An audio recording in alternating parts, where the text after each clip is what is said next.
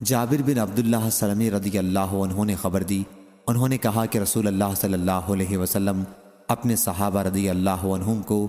ہر مباح کام میں استخارہ کرنا سکھاتے تھے، جس طرح آپ قرآن کی سورت سکھاتے تھے۔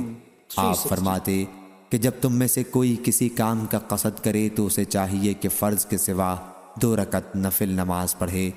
پھر سلام کے بعد یہ دعا کرے: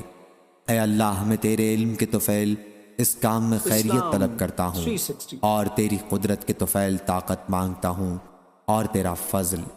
کیونکہ تجھے قدرت ہے اور مجھے نہیں، تو جانتا ہے اور میں نہیں جانتا،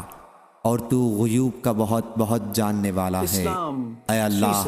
پس اگر تو یہ بات جانتا ہے، اس وقت استخارہ کرنے والے کو اس کام کا نام لینا چاہیے کہ اس کام میں میرے لیے دنیا و آخرت میں بھلائی ہے،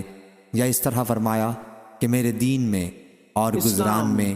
اور میرے ہر انجام کے اعتبار سے بھلائی ہے، تو اس پر مجھے قادر بنا دے اور میرے لیے اسے آسان کر دے، پھر اس میں میرے لیے برکت عطا فرما۔ اے اللہ، اور اگر تو جانتا ہے کہ یہ کام میرے لیے برا ہے، میرے دین اور گزارے کے اعتبار سے اور میرے انجام کے اعتبار سے، تو اسے دور کر دے اور میرے لیے بھلائی مقدر کر دے جہاں بھی وہ ہو، اور پھر مجھے اس پر راضی اور خوش رکھ۔ صحیح بخاری حدیث نمبر 7390۔